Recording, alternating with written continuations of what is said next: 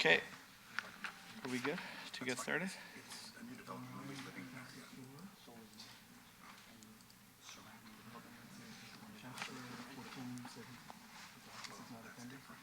Okay, no problem.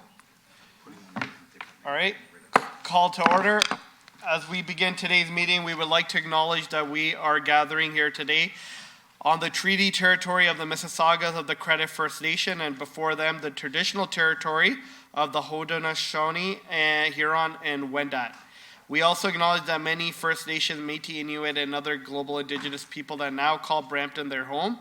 We are honored to live, work, and enjoy this land. Good morning and welcome to our meeting of Brampton's Committee of Council. We will do a roll call. Through you, Mr. Chair. Members, I will call your name. Please indicate your presence. Councillor Santos. Present. Councillor Visante. Present. Councillor Brar. Present. Councillor Paleshi. Present. Councillor Keenan. Present. Councillor Medeiros. He is not present at the moment. Councillor Fortini has indicated he'll be absent. Councillor Power. Present. Councillor Tour. Present. Deputy Mayor Singh is present, and Mayor Brown. Present. So you do have quorum. Thank you to the clerk. Moving on, approval of the agenda. Our next item is approval of the agenda. Does any member wish to add a business item to today's meeting? Okay, Councillor Brar. Thank you, Mr. Chair. I'd like to add in-camera item related to, in a discussion related to labor relations or employee negotiations. Okay, And I would also like to add an announcement okay, from Municipal World. Yeah. okay. So I guess that'll be announcement 5.2 to the clerk. Okay, so 5.2. And through you, Mr. Chair, the proposed closed session item would be 15.4. 15.4, okay. Okay, and I see Councillor Powers. Through the chair, I'd like to add a discussion item for Riverstone development. Okay. And that'll be, Through you, Mr. Chair, if it's in regards to the Riverstone Community Center, Recreation Center? No. Just find the, so that new development at cul-de-sac oh,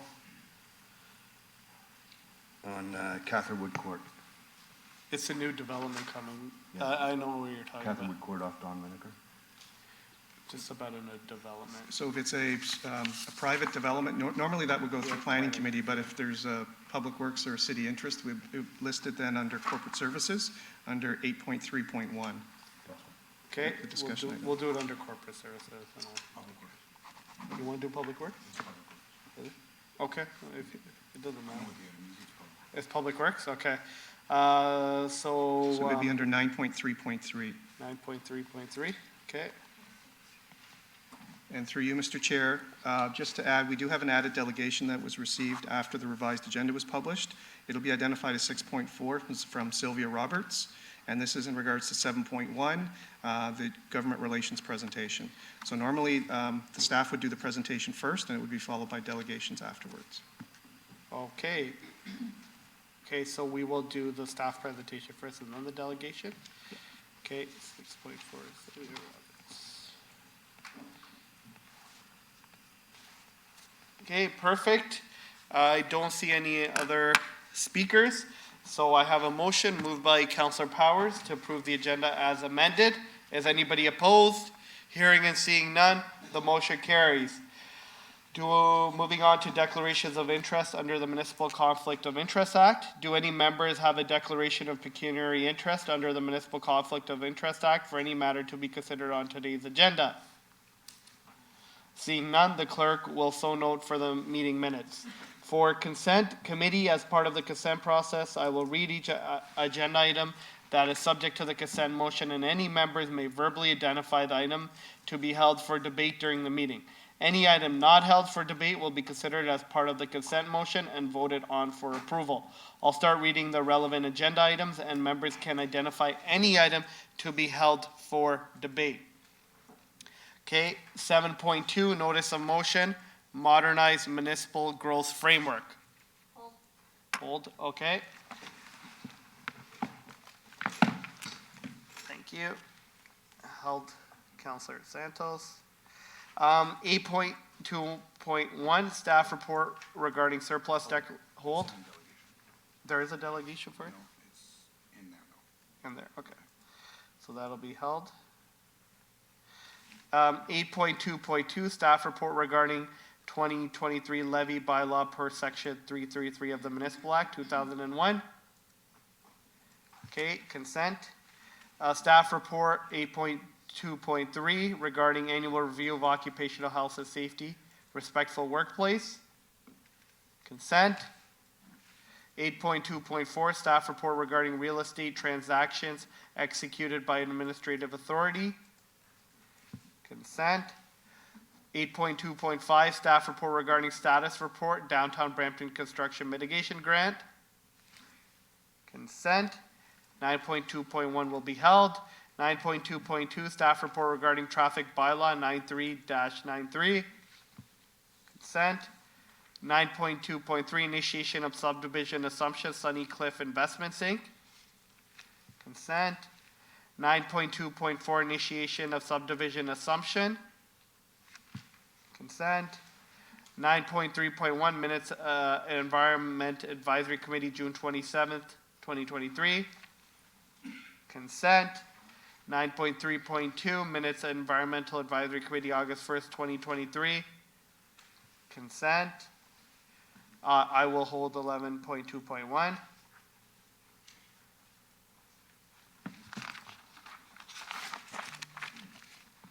Eleven point two point two, staff report regarding updates to the pet licensing program. Consent. Okay, were there any registered or? Okay, well, I'll ask at that time. Okay, that'll be held for possible delegations. Okay, 11.3.1 will be held. 11.3.2 will be held. 11.4.1, correspondence from Nando Ianaka, Chair, Region Appeal. Consent. 12.2.1, staff report regarding status update, downtown Brampton Business Improvement Area. Consent. 15.1, open meeting exception under 2392C and K of the Municipal Act. A proposed or pending acquisition or disposition of land by the municipality or local board. Consent. 15.2, open meeting exception under section 2392K of the Municipal Act, a position plan procedure criteria or instruction to be applied to any negotiations carried on or are to be carried on by, on behalf of the municipality or local board, a negotiation matter.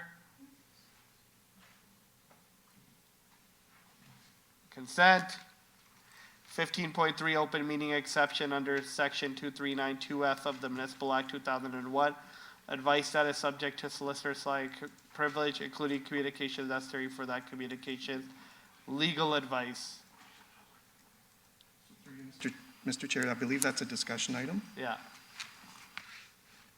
I was seeing if we could sneak it through, but I guess not. Okay. We'll have that held by Mayor Brown, because I believe he was the one requesting it.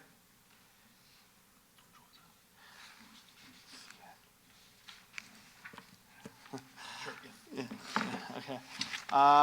Okay. The clerk will summarize those items held by members for consideration or not part of the consent motion prior to approval of the motion. Through you, Mr. Chair, to members of the committee, those items that were held by members that were not either automatically held because of presentations or possible delegations include Councillor Santos holding 7.2, notice of motion on modernized municipal growth framework. Councillor Palacio holding 8.2.1, staff report on surplus declaration of city-owned property at 7752 Churchville Road in Ward 6. Deputy Mayor Singh holding 11.2.1, a staff report on the 2022 municipal and school board election, post-election report. 11.2.2 is held for possible delegations on the pet licensing program. 15.3 is held by the mayor regarding a open meeting exception under Section 239(2)F of the Municipal Act, legal advice, and that's it for consideration for hold, with the balance either not identified or as reviewed by the Deputy Mayor to be included on the consent motion. Thank you. I have a motion moved by Councillor Keenan to approve the consent motion. Anybody opposed? Hearing and seeing none, the motion carries. Our next item is 5.1, an announcement regarding the second annual Brampton Latin Festival, Saturday, September 16, 2023, 2 p.m. to 10 p.m. Joining us today are Karen, Diana, Alexa, Bianca, and Antonio. Mayor Brown is a sponsor for this announcement, and I apologize if I said anybody's name incorrectly. Mayor Brown. Do you have anything to? The floor is yours. Thank you.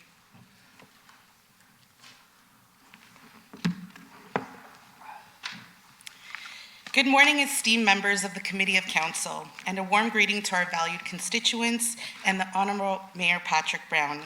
It's an honor to stand before you today to share some exciting news that will contribute to the vibrant culture tapestry of our beloved Brampton.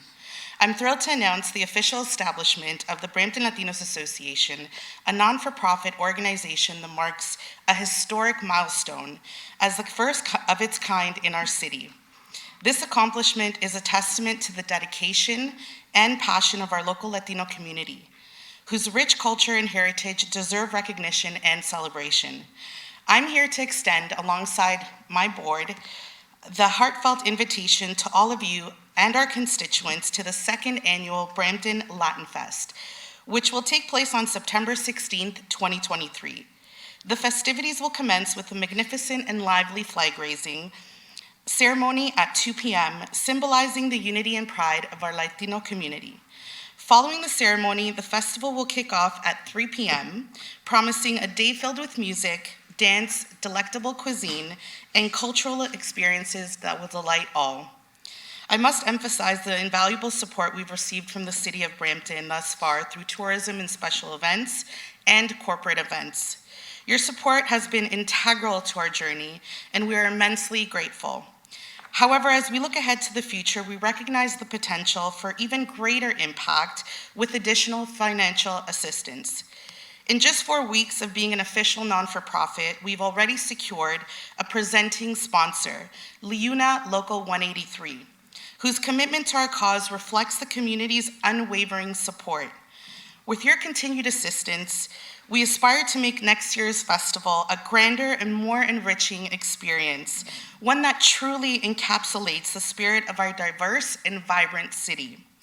Ladies and gentlemen, as we stand on the precipice of what promises to be a memorable cultural celebration, I urge you to join us in making the second annual Brampton Latin Fest a resounding success. Let us come together, united in our commitment to fostering diversity, inclusivity, and the celebration of our wonderful Latino heritage that represents the mosaic of Brampton. Thank you for your attention, and I look forward to welcoming you all on September 16th as we embark on this exciting journey together. Thank you. Exciting. Thank you. Thank you. Moving on, 5.2. Oh, sorry, I didn't see. Councillor Santos? I didn't see him. I don't think just yet. I think Councilor Santos has a question. Not a question because it's an announcement. I just on behalf, you've been working so hard and hustling. I've been seeing you not just hustling in Latino community to promote this, but also within other communities and having booths and doing outreach at other festivals and events. And your energy and your vibe as a group of women who are leading this second annual festival is just so inspiring and just incredibly positive. So I can't wait to put my salsa dancing shoes on, even though I still have a bad ankle, and be out there celebrating with all of you on September the 16th, and especially that flag raising. I know last year the flag raising was truly special for the inaugural flag raising. And we had this, I don't know if folks were there, but we had this tiny little flag going up this huge flag post. But despite despite the small little flag, the energy of the community celebrating Latino Heritage Month it made up for it. It was so big. And I'm excited to do that yet again. So muchas gracias for everything that you have been doing for the Latino community and educating all of us and sharing your culture for a growing community in the city of Brampton. Muchas gracias. Thank you. We may be small, but we're definitely mighty. Thank you, Mayor Brown. And just to say, a great event. I hope that you apply for the Advanced Brampton Fund next year so that you can be one of the signature events in the city. And I know you're working with Heather and the team to learn about that process, but we're all excited to support it this year. Thank you. Thank you. We look forward to it. 5.2 is an announcement from Councillor Brar. Thank you, Mr. Chair. So, on September 5th, 2023, Municipal World announced Councillor Santos, our regional councillor from Wards 1 and 5, City of Brampton, as 2023 honoree of Municipal World's Women of Influence in Local Government Award. It is the first time Municipal World is announcing a single honoree for the Women of Influence in Local Government Award, which celebrates women who have made significant contributions to the field, whether on the administrative or the political side of life. So I just want to say congratulations, Councillor Santos. You've always been there for women, making sure that, we're supporting one another. And this, really shows to see that in the community. So thank you again for being our champion and, continue up the great work.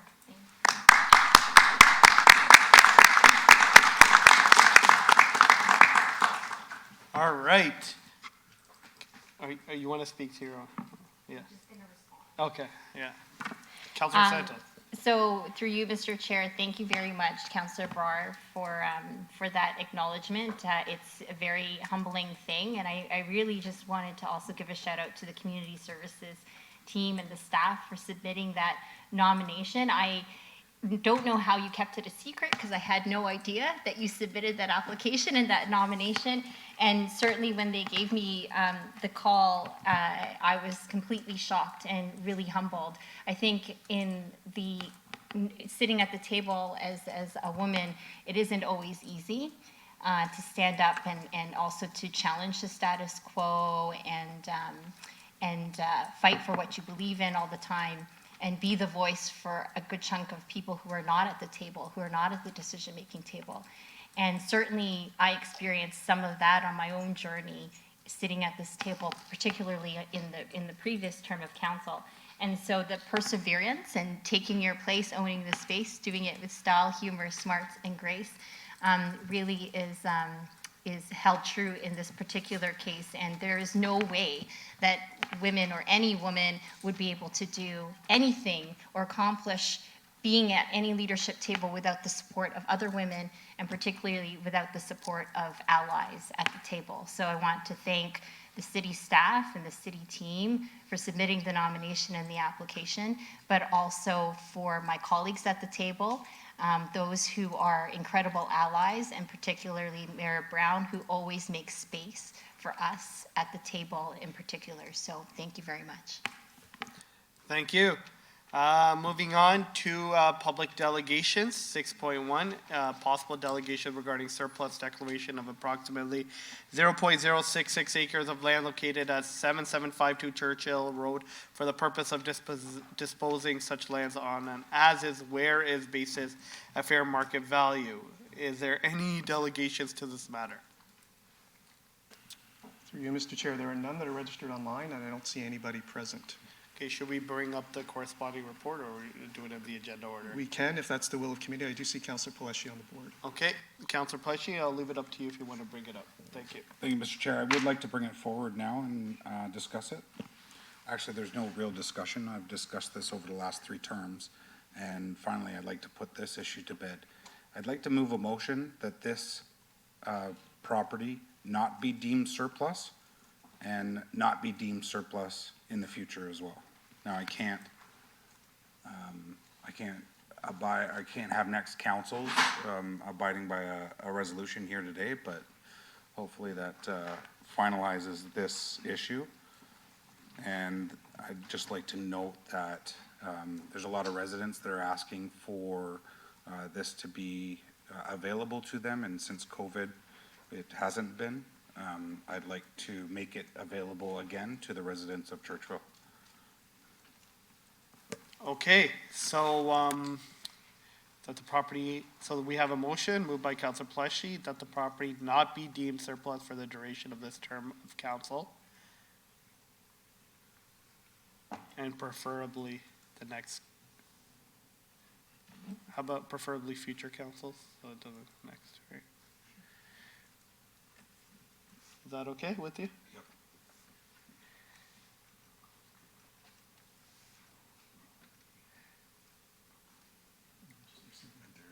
Yeah, and we'll proceed to receive the report. Okay, that motion is moved by Councilor Pleshy. Is anybody opposed? Hearing and seeing none, that carries. Moving on to 6.2, possible delegation regarding notice of intention to amend user fee bylaw 380-2003 amendment to pet licensing fees. Is there anybody who would like to delegate on this matter? Through you, Mr. Chair, I do not see anybody coming forward, and no one has registered with the clerk's office on this matter. Okay, and that is item 11.2.2, so we'll move that up as well. And we'll have it moved by Councilor Brar. Just gonna put 11.2.2. Is anybody opposed? Hearing and seeing none, that carries. 6.3 is a delegation from Parth Kadakar, Brampton resident, regarding petition for more pickleball courts in Brampton. Thank you, Parth. You have 5 minutes. Thank you. Good morning, and thank you for the opportunity to present this. Pickleball is basically the fastest growing sport in North America, and as of now, we don't see as many pickleball courts dedicated just for the sport. Whatever we have mostly is shared with the tennis courts, and for the most part, the markings on those courts are not very visible. So what we propose is to have more number of pickleball courts, indoor as well as outdoor, some of which should be dedicated exclusively for the sport pickleball. Have clear markings on the existing courts for shared courts with tennis, have specific times dedicated for pickleball and tennis. So there's a clear division between when can the sport be played and not interfering with tennis, where the courts are shared.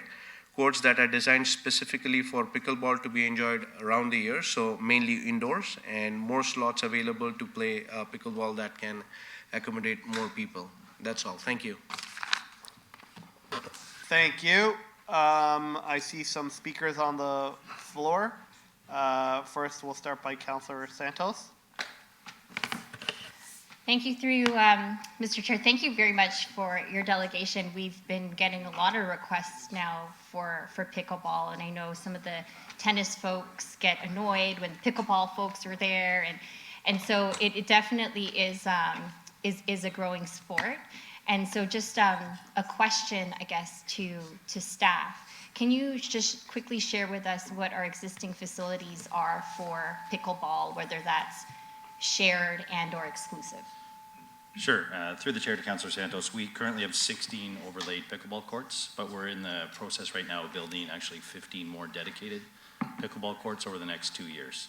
Perfect. And just so you know, and thanks for your delegation, there is going to be one pickleball court that hopefully, I think, correct me if I'm wrong, Commissioner, will be ready by the fall of this year, coming up soon, I hope, or early next year in the area we represent, which is an old lawn bowling club along the Etobicoke Creek Trail in Calvert Park, which is never utilized. And so we're going to be replacing that particular court using our park enhancement money to pay for pickleball in our area, in our wards.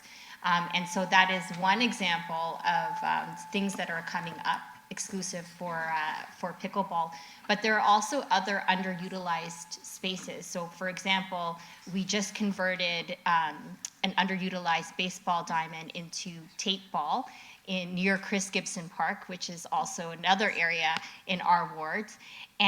But residents a few days ago were telling me there are some soccer fields and other baseball diamonds that are completely underutilized. So if the commissioner can just share, if we're looking at some of those other underutilized facilities to replace them with things like pickleball and or tape ball, which really are on a trend in terms of popular sport. Through the chair, absolutely. We're looking at this as part of the Parks and Rec Master Plan refresh that's coming back to council late 2023 or early 2024. Trying to understand the changing dynamics of recreation, new and emerging sports like pickleball, cricket, and the growth. So trying to meet the demands of the community, that will be a key part of the Parks and Rec Master Plan refresh that's going to come back later this year. And just with Calvert Park, there'll be actually 3 pickleball courts that we're working to get in there by November, I would say, or later the fall this year.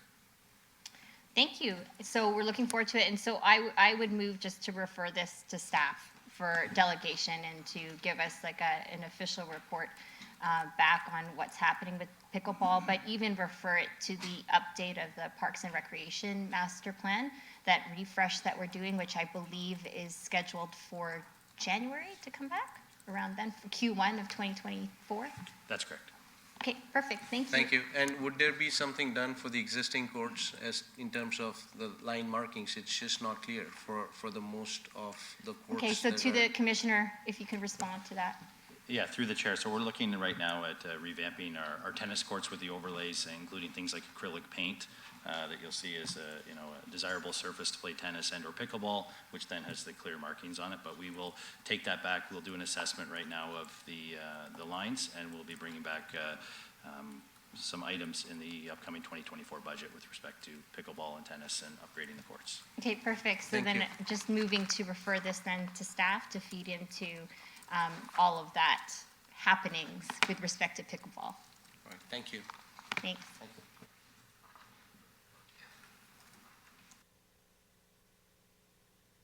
Yep, Mayor Brown? Thank you, Chair Singh. I do hear about an interest in pickleball, and I don't think it's right that we have the overlay with tennis.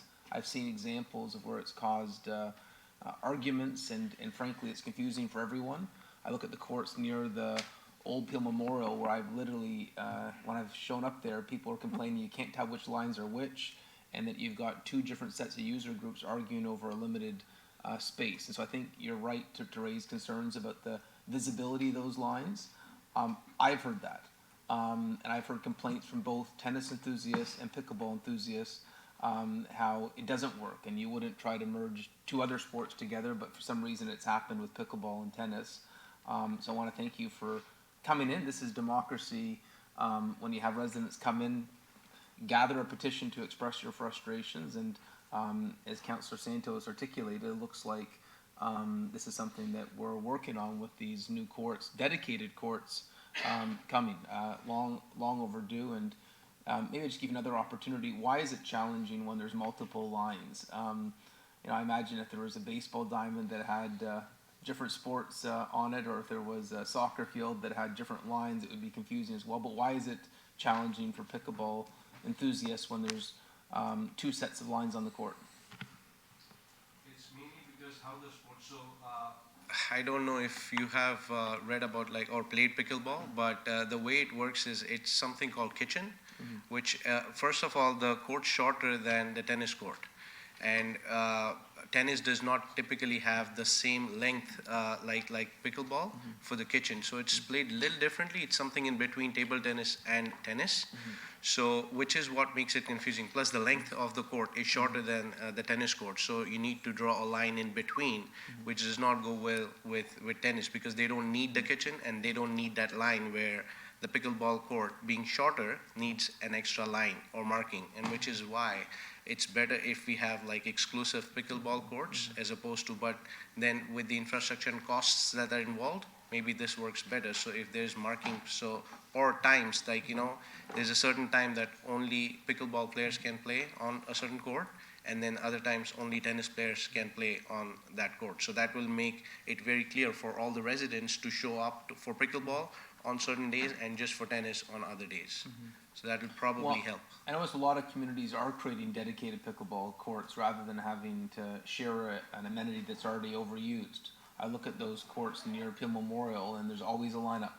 Exactly. And is that your sense that pickleball players in the city can't find court time? Yes, there is clearly a shortage of pickleball courts all around the city. There are some, I think, Century Gardens, I think, and there are a couple that only seniors can play. So anybody that's not a senior like myself can really go in and play there. And there too, there's a lineup. Like it's so hard to find a court right now. If I want to play pickleball today, maybe Save Max started it today, but other than that, there are not too many courts. I've looked it online, and there's just not enough courts to play for anybody that's not a senior. And even seniors, I spoke to a lot of them, don't have enough courts to play the sport. So, Well, it looks like there's going to be good news on the horizon soon. And I Yes. know this is something that the chair of our Community Services Committee, Councillor Santos, has on her radar and be happy to support it. It was just 2 days ago that Councillor Keenan was talking about the growth of the sport to me and how much he wanted to learn how to play. So Yes. maybe you can get him into the kitchen and teach him some moves, and we can all become For sure. pickleball enthusiasts here. So thank you Yes. for coming in today. thank you, Major. Thank you. Before passing to Councillor Pleshy, I'm going to close this off. So, Councillor Santos, you had a referral back to staff? Yep.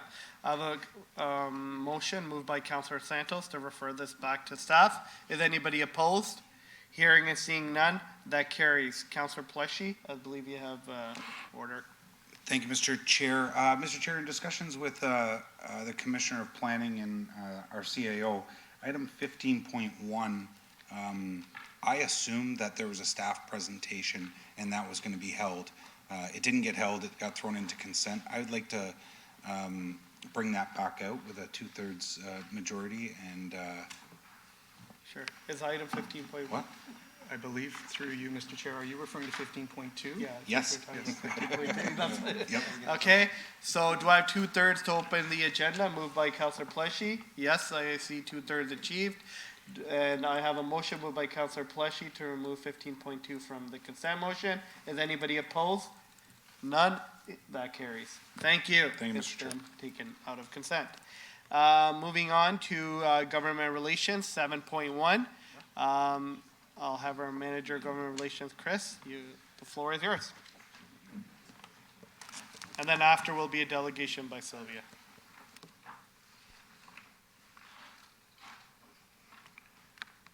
Next slide, please. Thank you and good morning through the chair. The next Region Appeal Council meeting is next week on Thursday, September 14th at 9:30 a.m. Next slide, please. Moving on to provincial updates. At the AMO conference in London, Premier Doug Ford announced the Building Faster Fund, which is a 3-year, $1.2 billion program to help meet housing targets. The fund seeks to award funding to municipalities based on their performance against provincial housing targets. The fund will provide $400 million in annual funding for 3 years. While a formal announcement has been made, details on how to secure the funding has not been released. City staff will continue to engage the provincial government on details for this fund and ensure the City of Brampton is positioned to maximize this funding opportunity. Next slide, please.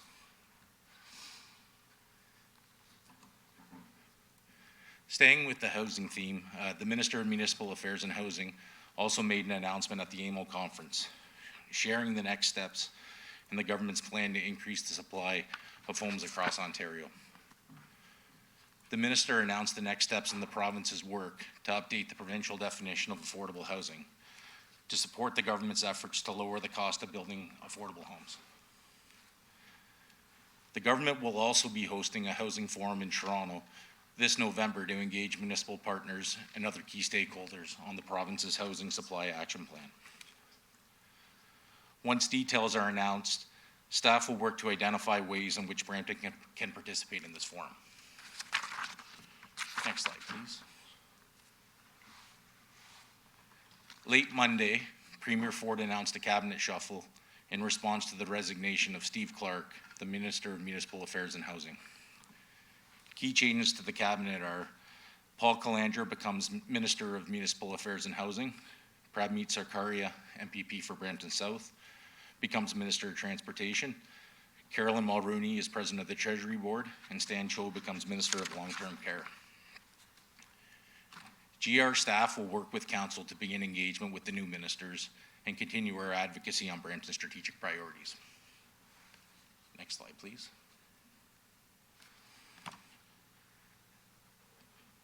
The 2023 AMO conference was held in London from August 20th to 23rd. The City of Brampton had 10 delegation meetings throughout the conference, where the city's delegation had the opportunity to discuss and advocate for the city's strategic priorities. Delegates participated in a series of learning opportunities, panel discussions, and networking opportunities to engage provincial, municipal, and sector stakeholders.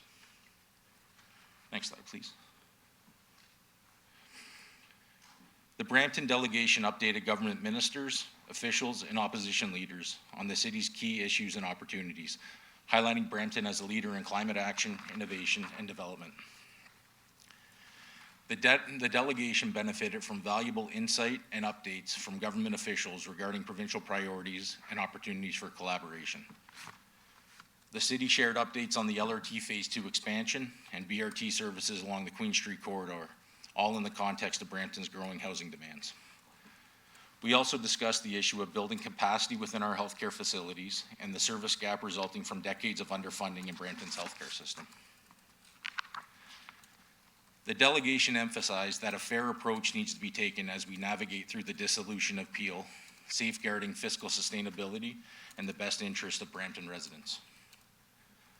Looking ahead, the government relations team is working with council and senior leadership to build on these conversations and engage closely with the government to action a number of takeaway items from the conference.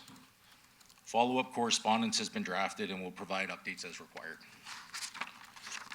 Next slide, please. The next AMO conference will be held in Ottawa. We look forward to another successful conference next year. Next slide, please. Moving on to federal updates, on August 22nd, MP Ruby Sohota announced an investment of $750,000 to enhance community infrastructure in Brampton North under the Federal Canada Community Revitalization Fund. The funding will improve the Sesquicentennial Park and Activity Hub by reinventing the space and increasing accessibility to outdoor spaces. Next slide, please. Continuing with federal updates, the Prime Minister and his cabinet attended the annual summer retreat in Prince Edward Island from August 21st to 23rd. Key issues discussed included Canada's housing shortage, fiscal responsibility through refocused spending, and the urgency of climate policies to address the extreme weather conditions that have occurred across the country over the past few months. While there were no specific actions announced, government relations staff will continue to monitor any announcements on tangible actions that may come in the future. In addition, the City of Brampton had an opportunity to meet with Minister Sean Fraser, the Minister of Housing and Infrastructure, at City Hall on Friday, September 1st. The meeting provided an opportunity to discuss the city's Housing Accelerator Fund application and discuss Brampton's critical infrastructure needs required to achieve our housing goals and build complete communities. Minister Fraser confirmed that he'll be introducing new federal infrastructure funding and programs this fall. City staff will continue to engage with the minister and his staff over the coming weeks on these important files. Next slide, please. Moving on to FCM updates. Yesterday, FCM announced an investment of $7.5 million in loans and $2.5 million in grants through FCM's Green Municipal Fund to support deep energy upgrades and measures to reduce greenhouse gas emissions at the Susan Fennell Sportsplex. Through this project, the city will reduce the facility's carbon footprint by utilizing energy efficiency measures, renewable energy, and carbon offsets as part of its long-term goal towards a zero carbon transition. The upgrades are expected to reduce operating costs while providing the community with a state-of-the-art zero carbon facility. Next slide, please. On September 28th, FCM will be hosting a municipal growth summit in Ottawa, bringing together leaders in government, business, and labor to establish a shared vision for a new municipal growth framework. A new framework is intended to empower local governments with a revenue tool that grows with Canada's national population and economy, while redefining the way we engage across government. A modernized framework is a top priority for FCM, as municipalities are faced with addressing nationwide challenges such as housing and homelessness, climate change, community safety, and infrastructure renewal. Finally, one last announcement. We'd like to congratulate Councillor Santos on her appointment as Chair of the Standing Committee on Municipal Finance, Infrastructure, and Transportation, in addition to her membership on the Standing Committee on Anti-Racism and Equity for FCM. The City of Brampton's federal advocacy priorities are closely aligned with the committee's priorities, and Councillor Santos's appointment will be an opportunity to enhance the city's advocacy efforts at the federal level on behalf of Brampton and the municipal sector. Thank you, and that concludes today's presentation. Thank you, Chris. Councillor Vicente? Thank you very much, Mr. Chair, and thank you, Chris, for this update. I wanted to begin by, first of all, thanking you, Andre, Melissa, and the rest of your team, all of the staff that accompanied council to AMO this year to work together with us to advocate on behalf of the City of Brampton Region Appeal. Your presence and your support, particularly in between sessions and delegations, was critical to ensuring that we communicated our message effectively. And so I want to thank you and your team, and Mr. CAO for also being there to give us support. I also want to thank members of council. I think this year we had the largest Team Brampton at AMO, and it was so great to see every member of council there this year, shall we say, rowing together to ensure that we presented a strong message to ministers. And my sense when we gather at AMO every year is that we are working kind of in an archaic framework, if you will. And so thank you, Councillor Santos and FCM, for bringing forward that motion, because when you're standing in line with 444 other municipalities seeking funding from one pot or a one-time opportunity, there has to be a better way. But this is the way that we have, and so I want to thank everyone who participated at AMO.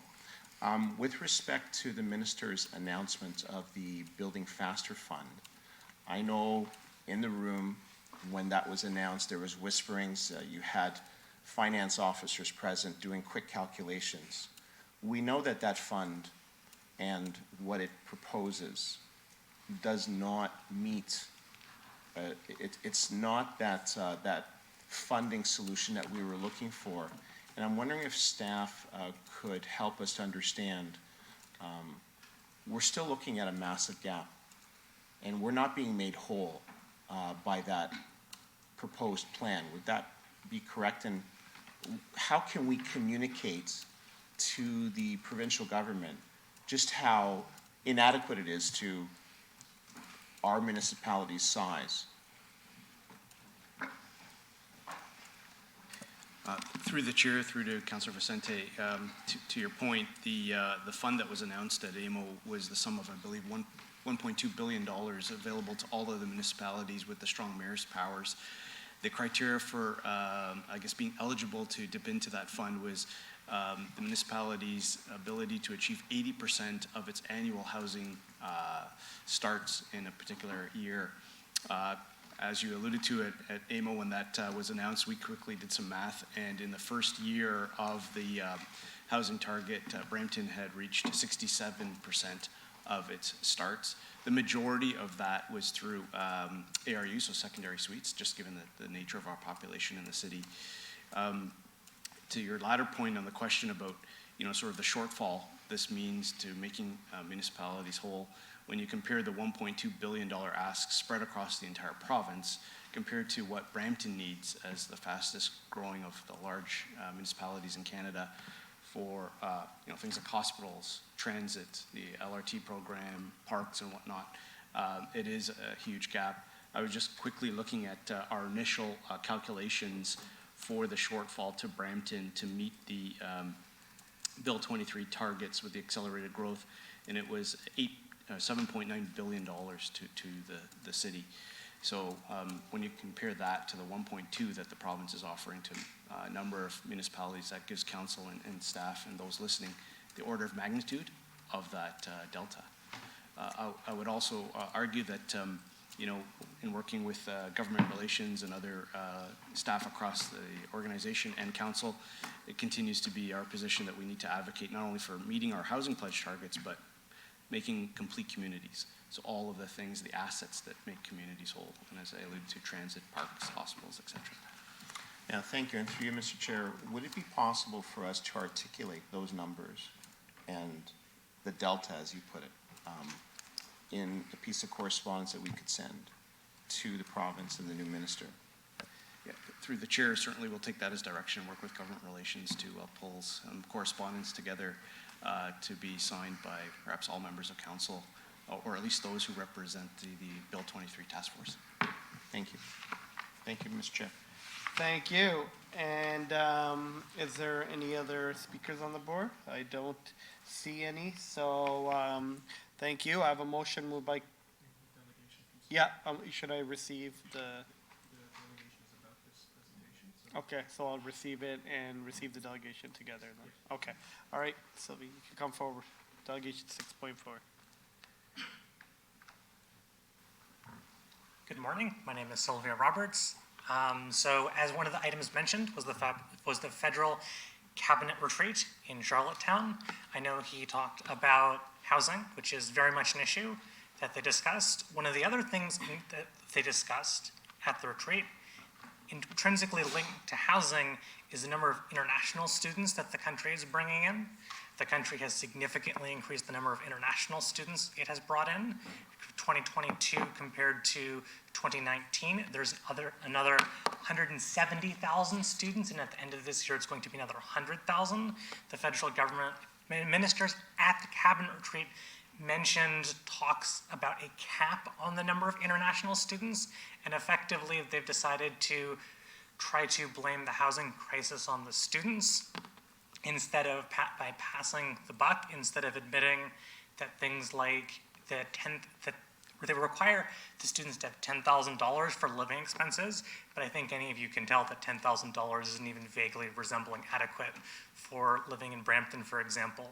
If you're attempting to live on a $10,000 budget, you're probably going to be sharing a mattress in a basement with 12 other students in a house that has been sloppily converted. There's also talk about working with post-secondary institutions, about creating like a fast lane of trusted institutions. And I noticed that one of the things they did not mention was working with municipalities to ensure that institutions are working in coordination with the municipalities. And I think that's very much important for the city of Brampton. The government is planning to deliver this in spring next year, and so it's important for the city to proactively engage with this so that the huge number of learning institutions that are bringing in students in Brampton are actually responding to the city and helping provide us data so we can make decisions. Because they talked about all of these for-profit institutions, and we have a bunch in Brampton. Sorry.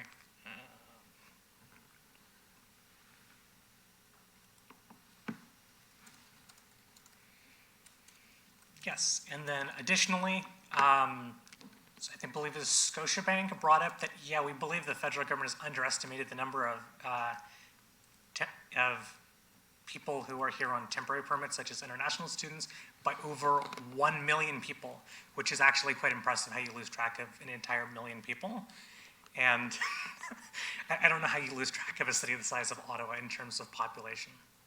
And so with all of these challenges, I know that the government relations matters normally on things that are immediately actionable or things that are coming up, but I think it should also bring up issues to council so that you can respond to them. For example, if you don't know that they're trying to put together a plan for spring 2024, until it comes out, how is the city able to proactively engage with the government on ensuring that it's responsible to our needs? Because I know it's, how many students actually live in Brampton? Does anyone have a confidence range, even plus or minus 10,000 students?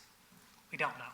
So I just wanted to provide this information to council on all of this immigration stuff that is being talked about, and that hopefully you'll revise the government relations matter and ensure that we're also bringing up stuff that is not immediately actionable, but is stuff that the city needs to proactively respond to. So instead of being reactionary and attempting to put out fires as they emerge, we can see, oh, hey, that is, why do we have this tank of gasoline sitting around in an enclosed room? That seems not great. We should probably take care of that before it blows up the house. Thank you. Thank you. I think Mayor Brown has a few comments. So just to let Sally know, in the last week, we've had meetings with the federal housing minister who consulted us about this and asked for input, along with yesterday, the federal minister of immigration. And so in both instances, we had extensive dialogue on the challenges associated with a large student population in Brampton where the housing does not meet their needs. And so that consultation is going on, and we certainly have a lot of input. Thank you. Thank you, Mayor Brown. And I have a motion moved by Mayor Brown to receive the delegation and the report. Is there any presentation? Apologies. Is anybody opposed? Hearing and seeing none, that carries. Moving on to corporate services, I believe we've dealt with everything. It's either in consent or. Through you, am I Mr. missing Chair, we have 7.2, the notice of motion on modernized municipal. Sorry, growth framework. sorry. Councilor Santos. Yeah. Councilor Santos, notice of motion, modernized municipal growth framework. Thank you so much through you, Mr. Chair. And just in follow-up to what the delegation was mentioning, the FCM's advocacy on the municipal growth framework, we just had our inaugural meeting yesterday, and it was a fantastic discussion, listening in on communities big and small, municipalities big and small, and what their challenges are with respect to their property tax base, their infrastructure, their pressures to grow.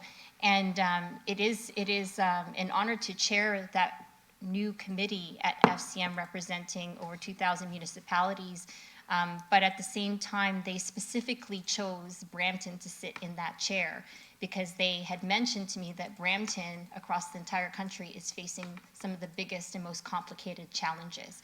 And in our inaugural meeting, I wasn't able to mention it because we ran out of time, but one of the things that I did want to share, and I will share at the board meeting next week, is the challenge with international students and how many of these private colleges, many of them, I think it's 74 of them in the city of Brampton now, are making a lot of money, and they're not paying necessarily the taxes to support or providing the support for the students that are utilizing many of the services, have housing issues within the city of Brampton. And so not only has Brampton taken the lead on developing an international students charter, but now we're sitting in the seat to negotiate a new municipal growth framework with the federal government to include some of these challenges and issues. And in speaking about this motion, Councillor Tour had shared with many of us an article about what's happening in England. And I wanted to, that's the reason why I held it, is because Councillor Tour, who is on the line, shared this. So this is from the Guardian in the UK, and the headline is, "Councils in England in crisis as Birmingham declares itself bankrupt." The city of Birmingham has declared itself bankrupt. And there's a quote in here that says, "Central government has kept councils living from hand to mouth and from year to year for far too long. Birmingham is the biggest council to fail so far, but unless something changes, it won't be the last."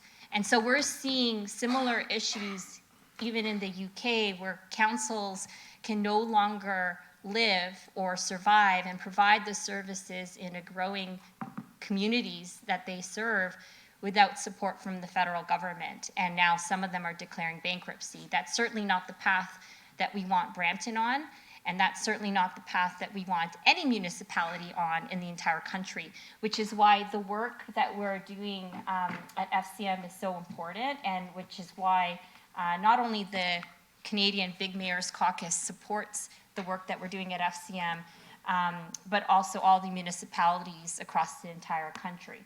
And I just wanted to read one of the whereases and then bring the motion forward.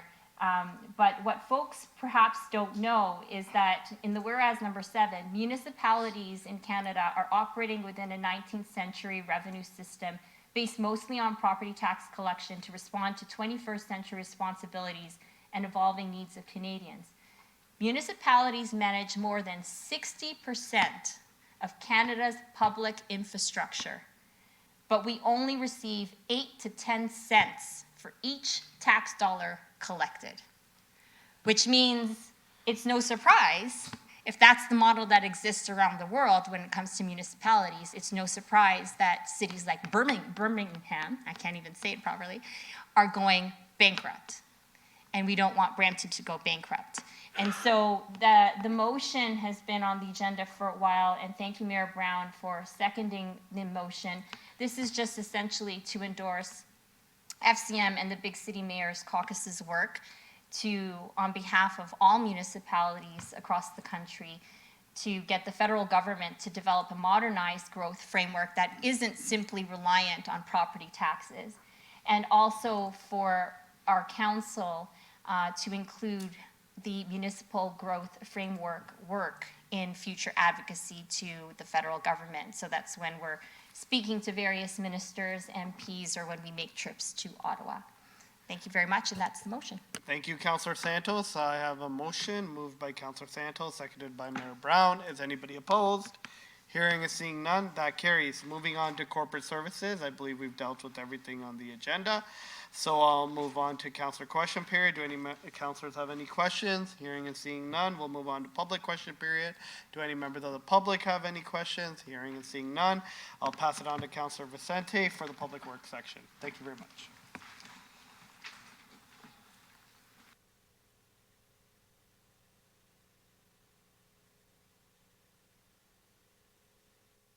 Thank you very much. We're now on the Public Works and Engineering section. I believe item 9.2.1 was held by Councillor Pleshy. Through you, Mr. Chair, it's held for presentation. So there's presentation 9.1.1 from staff and consultants on behalf of the city.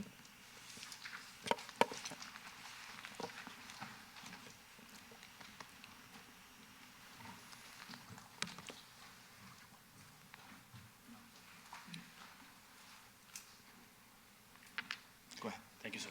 So good morning, Mayor Brown, members of council. Today we would like to provide an update to all of you for the Susan Fennell Deep Retrofit Project. Back in 2021, we came to the council to get funding for the design phase. Now that the design is complete as of June 2023, so we would like to provide an overview on the concept of what the design looks like. And through this council session, we are requesting to get approval for the 2 subsequent phases, which is construction and performance guarantee. I have Hassan from Johnson Controls with me. He will cover the overall concept of the design, as well as towards the end, we'll be happy to answer any questions. Hassan. All right.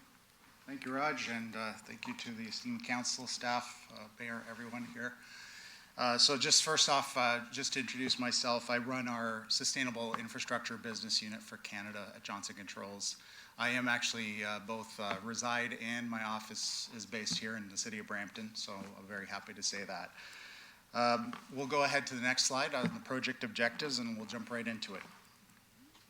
So just to start, really the imperatives of the changing climate have been fully recognized by this council, and I want to congratulate you for that.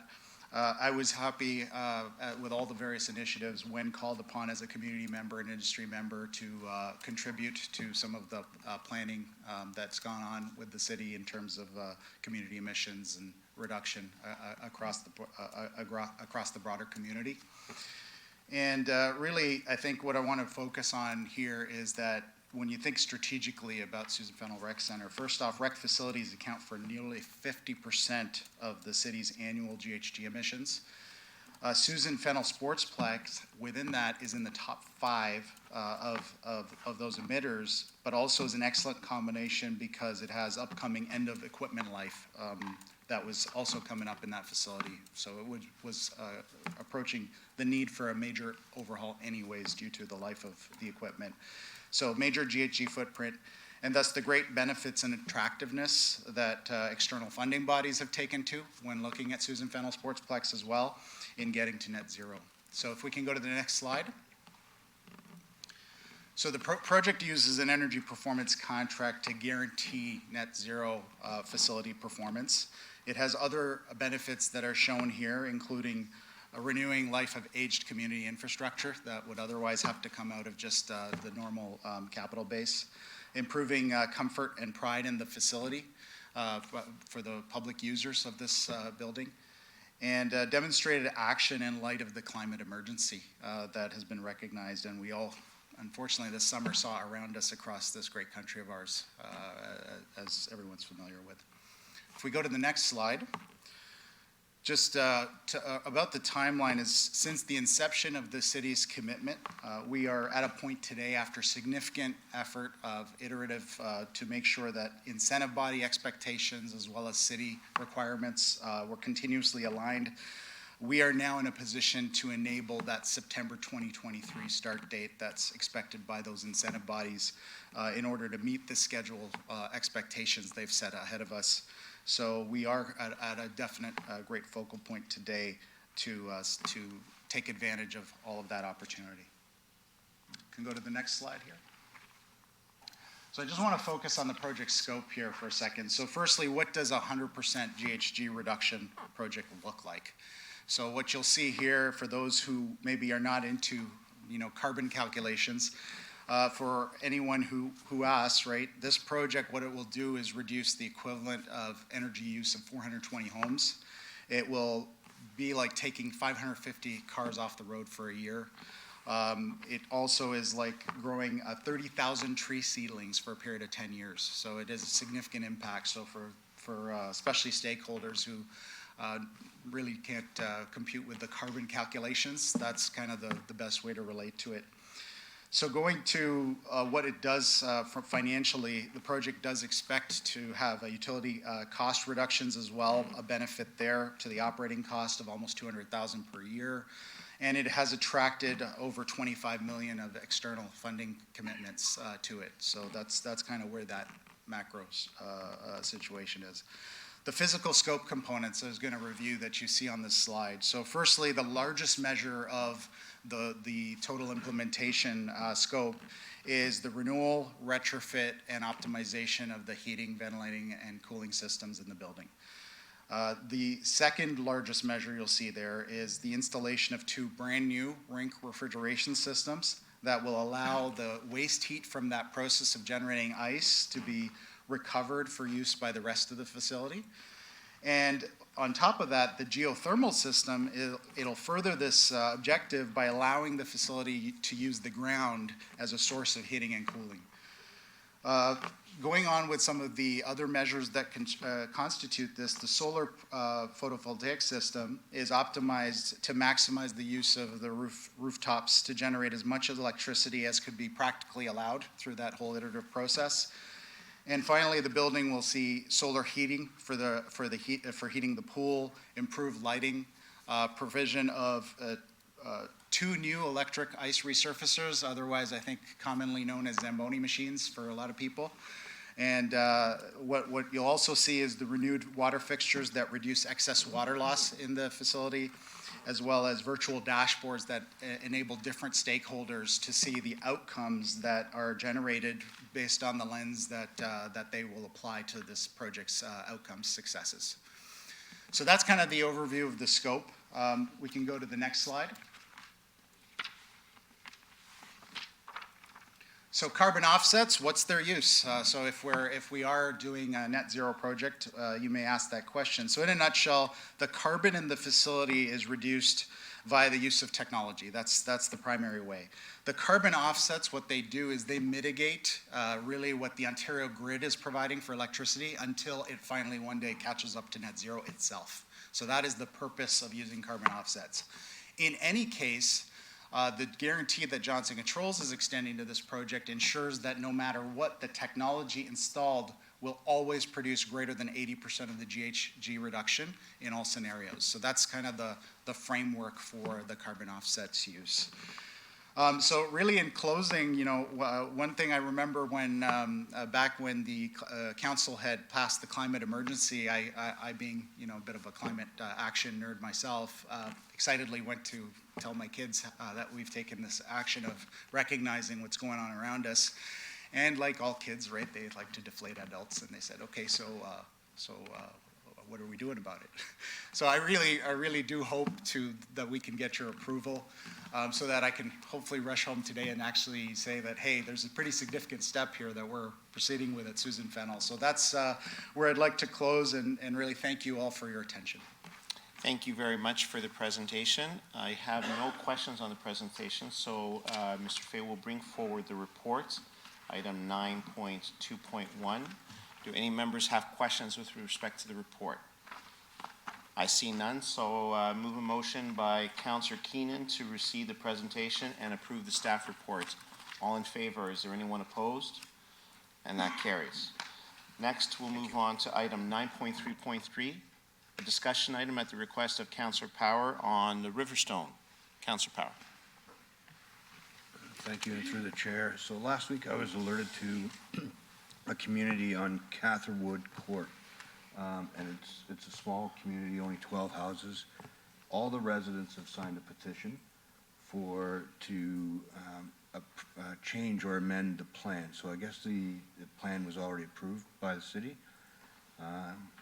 And it changed and amended plan to remove the sidewalks on this small cul-de-sac that has no throughway. So I'd like to ask that we talk to staff. If staff can provide comment. Yeah, through the chair, it's my understanding that I guess the purchasers of these homes to be built no longer wish to have a sidewalk on the cul-de-sac that was part of the draft plan of subdivision approved by council. So if it is council's desire to direct staff to work with the developer to not construct the sidewalk, we'll take that as direction. Councillor Power?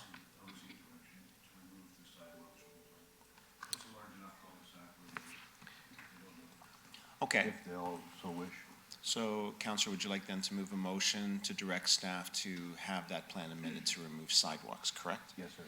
Okay, so the motion is on the floor. Just for clarity, we don't have a subdivision plan number or anything that we can include in the resolution? Or maybe it can be amended at council next week? Yeah, through the chair, I don't have those details in front of me, but perhaps it could be included at council next week. Okay, so we'll have all of the details brought to the next meeting of council. I don't have the plan. Stand it down and get them, or? Sorry? Want to stand it down and get the details, or? Yeah, do you I want to move forward? No, we'll wait till next council. Okay, so we'll wait for staff to provide those details at the next meeting of council. And then Through the chair, we I could probably provide them within 5 minutes. If Okay, so we'll stand the item down and deal with it after. Okay, very good. So with that then, Mr. Fay, if we have that item to be dealt with later, can we continue with the rest of the agenda? So I'll ask if any members have questions with respect to today's portion of the Public Works and Engineering agenda. There are none. And are there any questions from the public, Mr. Fay? For you, Mr. Chair, there are none online. I don't know if, we do have a member of the public to come down for a question. Thank you.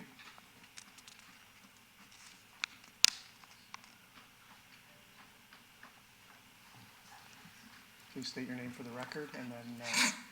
Hello, my name is Sylvia. So the item on the Susan Fennell Sportsplex, which is relatively near me, I'm interested in seeing the GHG reduction.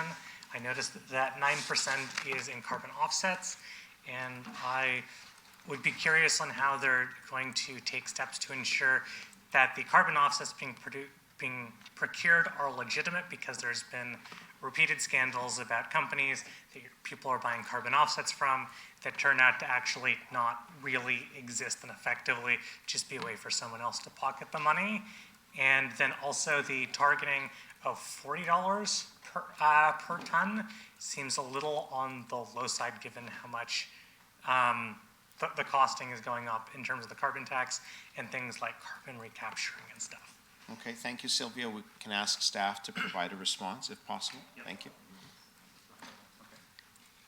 So if I understood the question, it was just on the use of the carbon offsets and how to ensure that they are quality? Okay, so just the first response, just what we did for the carbon offsets we're seeking to procure here is we did get validation and confirmation from the Canadian Green Building Council on those particular offsets. And if there's more specifics, we can definitely get them to you. But that is in the report as well. And there was a second question? On the costing, because $40 seems low relative to just where the carbon tax is Oh, going. yes. And for like carbon recapture costs. Mr. Chair. Okay, please provide a response. You're just looking So for the question was clarification on the basically, question. yeah, so the savings will actually increase with time because the carbon tax schedule will increase by the time you're at 2030. So right now, this is just accounting for the savings when this retrofit is complete. So yes, that savings value will increase. Thank you very much to staff. Okay, so I see no further questions, and so with that, are we ready to deal with the Riverstone item as of yet? We are. Through you. Mr. Fay. Mr. Chair, thank you to the Commissioner of Planning, Building and Growth Management. We have the specific file reference number, the 21T number, and the 43M number, and we're just inputting that into the motion on the screen. Councillor Power? Providing that, yeah. It's, do you need the correct spelling of the court? Does that matter? Yes, the correct spelling is, it's not Yes. Catherine Wood? It's CATHERWOOD, court, Catherwood. Catherwood, okay, I-N-E. Need to make sure we don't change the wrong court. Very good. All right, so we have a motion moved by Councillor Power. Oh, we have a question from Councillor Pelletier. Councillor Pelletier. Thank you, Mr. Chair. So it's kind of, there's not a lot of information here. And what I wouldn't want is for this to go back and forth like things like this have in the past. Is there anything else that planning needs to make sure that this is done? From my understanding, through discussions with Councillor Power, the residents just don't want a sidewalk. The sidewalk isn't installed yet. The construction of the houses isn't even completed yet. These 12 residents aren't even moved in yet. They just don't want the sidewalk. As per any drawings or specs or anything like that, is this leaving opportunity for, them to come back to us to say, no, this isn't exactly what we wanted? If you happen to have the crystal ball, Steve, I really appreciate it. Through the chair, based on the information I have, so the approved plan of subdivision showed a sidewalk. Presumably that was the plan that was brought before council at the time. This predates my time with the city. The plan that the developer is showing on their website shows a sidewalk connecting to a trail system. In speaking with Public Works staff, it is generally staff's desire to have a sidewalk connecting to a trail system. These purchasers, because they don't occupy the dwellings at this time, it's my understanding that they've submitted a petition to the developer requesting the city direct staff to not permit the construction of the sidewalk.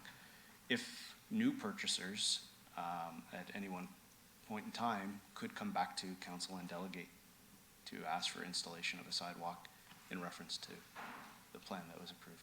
I think that's not kind of where I'm going. It's a cul-de-sac. If I lived in the cul-de-sac, I wouldn't want the sidewalk either. I understand where the residents are coming from. It's a tiny little cul-de-sac. There's 12 houses it doesn't need a sidewalk, I think. And I think the residents think that as well. What I'm trying to get at is, as per any grading requirements or change in any kind of elevations or anything like that, I think maybe what this motion needs to say is, it would be, between, I don't know if it's Commissioner of Public Works or the acting CEO or Commissioner of Planning. If there's any back and forth between you and the developer and the residents, you guys handle it. Don't bring it back to us. Yeah, That's where I think I'm trying to get at. Through the chair, under the Planning Act, I, as the Commissioner of Planning, have the authority to amend the draft plan and make those amendments without it coming back to council. Okay, perfect. Thank you, Mr. Chair. Thank you, Councillor Pelletier. So the motion is as read. All in favor, any opposed? That carries. And so with that, members of committee, I will now pass the chair over to Councillor Santos to chair the community services section of the committee agenda. Councillor Santos. Thank you, Councilor Vicente. If it's okay, I'm just going to sit here in this seat. We are now in the community services section of the agenda. There are no items up for presentations, reports, other business, or correspondence. Do any members of council have any questions regarding community services? I see none. Next section is public question period. Do any members of the public have any questions regarding community services? I see none. That takes us to legislative services, and I believe we do have one report, one item that was held, item 11.2.1, held by Deputy Mayor Singh. Over to you, Deputy Mayor. Thank you, and I enjoyed actually reading the report. I thought it was, given the circumstances, a good municipal election.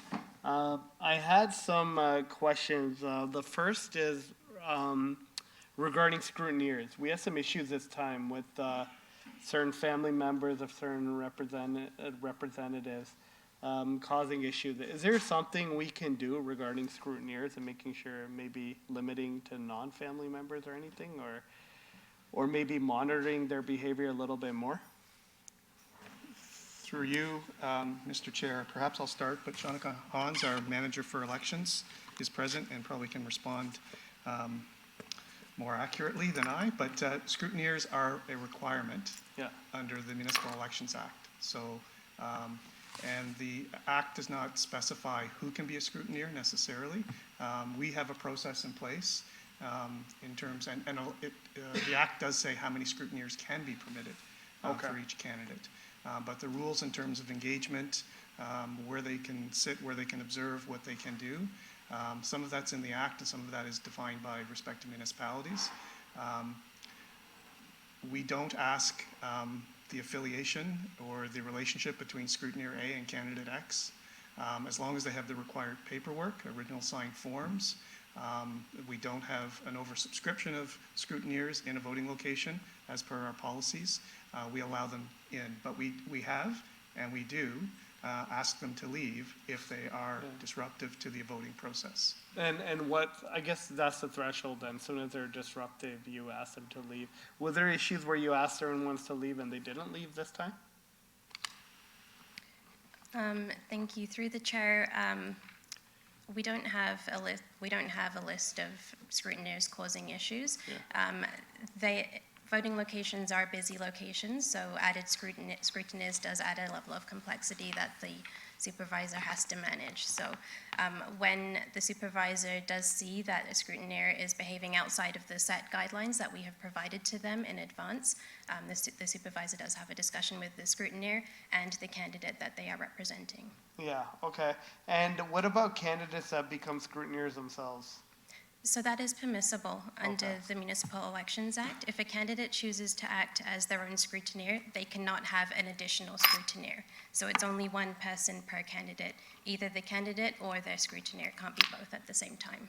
Okay, so I'll leave it at maybe just paying attention to scrutineers and kind of abusing their given authorities during elections and especially in advance voting, because I got a lot of complaints about that from two ends. One, like they had scrutineers telling people which way to vote, and then scrutineers who were candidates themselves telling them to vote for themselves. So I know a lot of them were actually removed as well, but I just want to make sure maybe we don't even get into that situation if we can somehow, or just making sure that the managers of the stations are trained and given the tools to be able to remove them fast as possible when they see that kind of stuff, and staying vigilant.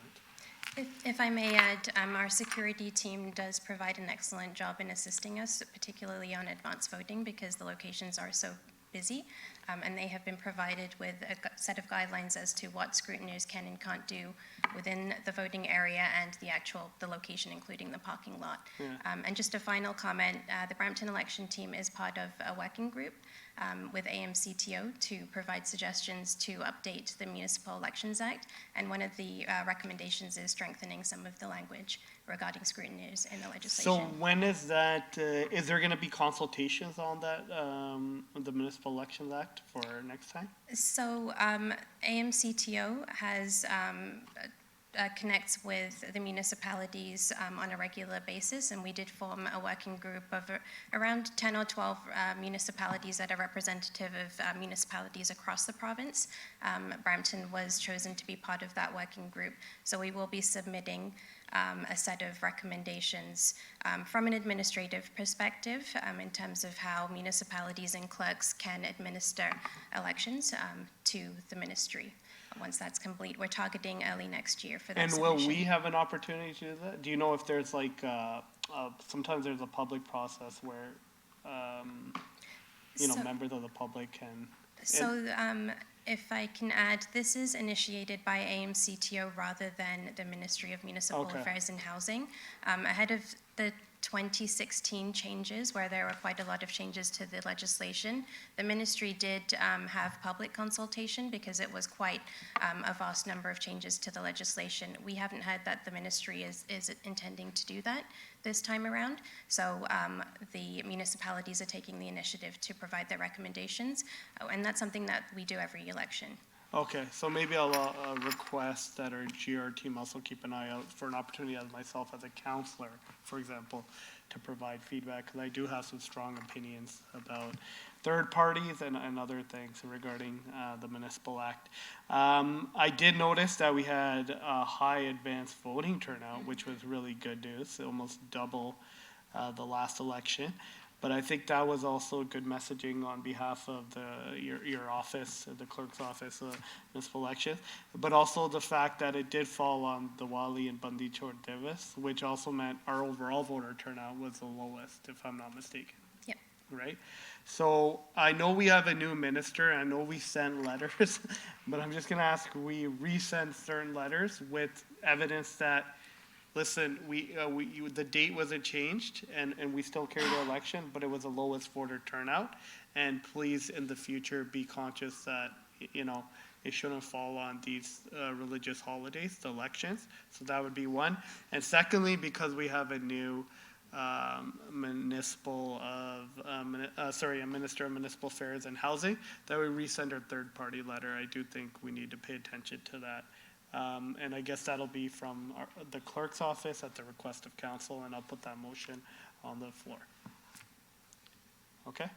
So basically resending the third-party letter and kind of resending the Diwali Bandi Chhor Divas letter with our numbers showing that we actually had the lowest voter turnout this year. Okay. Thank you.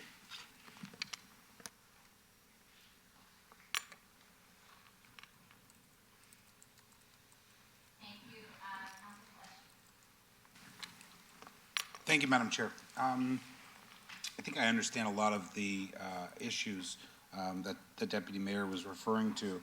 I do have to say that my family members are probably the best scrutineers because they know the rules so well that it's kind of like they've done it for all of their life. I always try and have like a little get together afterwards and a discussion with the scrutineers about, like kind of like a debrief. And from what I've heard and what I've heard in the past is there seems to be inconsistencies at some of the voting locations. Sometimes I've had scrutineers say to me that they're not allowed inside until that time is up. And being a scrutineer myself, I was always allowed inside, and we do allow, I believe, all the scrutineers to be inside. I guess I'm wondering to see if we can help a little bit. Is it within our power to limit the scrutineer's interaction with any of the voters? Can we do that? Can a scrutineer come at a certain time because they have to be there a certain time before to check in and to get, fill out or to hand in their paperwork and stuff? Can we then put them kind of in a box or in a room away from anybody? Or are we not allowed to do that? So, through the chair, scrutineers are allowed within the voting place 15 minutes before voting does start to observe the empty ballot box. We do provide those guidelines in terms of what scrutineers can and cannot say. We obviously can't limit all interaction. They are allowed to, greet a voter, ask them how they're doing. But that's really it. We can't really limit them any further. Asking questions about how a person is voting or you should vote for this person, that's completely unacceptable, and that is enforced with our location supervisors. And we do try to maintain consistency across all the voting locations. Oh, I know, and it's almost an impossible task. But what's even more impossible is knowing if a scrutineer is telling somebody how to vote. It happens. We know it happens. There's evidence of it happening. We know it's out there. It's impossible for us to be able to manage that unless we can actually take that person and remove them from the situation altogether. Now, is it within the municipal or the it's not Municipal Act, it's the Municipal Elections Act. Municipal Elections Act. Does it state in there that they're 15 minutes prior to, and they are allowed to somewhat interact with the public? Through the chair, I'd have to read through the legislation again. There are certain provisions that allow the interaction for scrutineers. I'd have to take a look to see if the 15 minutes time is part of our procedures or if it's in the legislation. I don't know that off Okay, my memory. so I'm just kind of wondering if it's within our power to say, you're not allowed to interact with the voters, and you have to come to a separate kind of location within that voting location to check in, and you have to stay there until everybody has left the voter area. If we're not allowed to do that, maybe this upcoming opportunity for comments is our opportunity to provide kind of those comments or recommendations, something like that. We want to be able to make it, as less intrusive to the voters as possible, right? And we know that it's, I hear horror stories of it happening at Cassie Campbell where, people are being handed actual cards to say, vote for this person inside the location, stuff like that. It's unfortunate, but. So through you, Mr. Chair, perhaps I'll add that I don't think it's in the Act, as Shanika said, that it's specific to 15 minutes, but we do have very, I believe, tight rules in terms of scrutineers. But the Act does basically say that candidates and their scrutineers are able to observe the voting process. So I think the opportunity to have them enter the voting location but have them wait somewhere else where they can't observe that would be contrary to the legislation. I think the other thing on scrutineers is, and these are my words, not the Act's words, there are formal scrutineers. There can be a candidate or a person appointed, and they are allowed in the voting area to observe. They're not allowed to walk the community center. Once they leave the room, they're no longer a scrutineer, and we have issues. And I'll say quite honestly and frankly, there are informal scrutineers that candidates use at voting locations that are high-traffic public areas, as Shanika mentioned. And there are people that are, and we ask them to leave if we see them interacting with people in line to vote. But they say, and I can't contest that they're there because their kids are in a swim class or something like that. But it does happen, and we do our best, and with the help of security, we do police that. But there is a lot of informal scrutineering going on by candidates at voting locations, in particular on advanced vote days. And we do a very good job, I think, to control things to the best of our abilities. So I think, and I know we do a fantastic job. Our elections team is probably the best. Well, we already know that they're best in the country because they're continuing to be asked to run FCM elections, AMO elections. We know we have the best. What I'm trying to say is maybe there's an opportunity for us to, with this new commenting change, if there are things that you think that we should be asking the government to change, maybe put that together, bring it back, and let's get a council support on some of those comments for change. Whatever we can do to help. Thank you, Madam Chair. Thank you, Councillor Pelletier. I see no further questions or comments. If I may ask the chair to be heard. Thank you, Councillor Pelletier. So in speaking and getting the debrief from Commissioner Morrison, I think it was last week, we had a conversation about this report, and there were some concerns related to staffing issues for the election. We had staff who would be participating in the election process and helping to staff the election, but there was a lot of folks who weren't able to make it last minute, or we ran short. Can you speak a little bit about those challenges? Through the chair, thank you for the question, Councillor Santos. Those staffing challenges happen every single election. It's typical that we do receive, on average, a 25% worker turnover rate. That's just how these elections happen.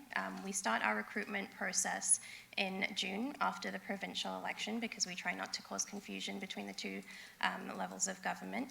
When people sign up in June, that they are excited about an opportunity. By the time September, October rolls around, they have a midterm that day. We do have an older retired workforce. They have a hospital appointment that they've been waiting for months that they just can't give up. So for a number of reasons, the Valium Bandichar Divas was one of the reasons this time around. We do experience that turnover. And to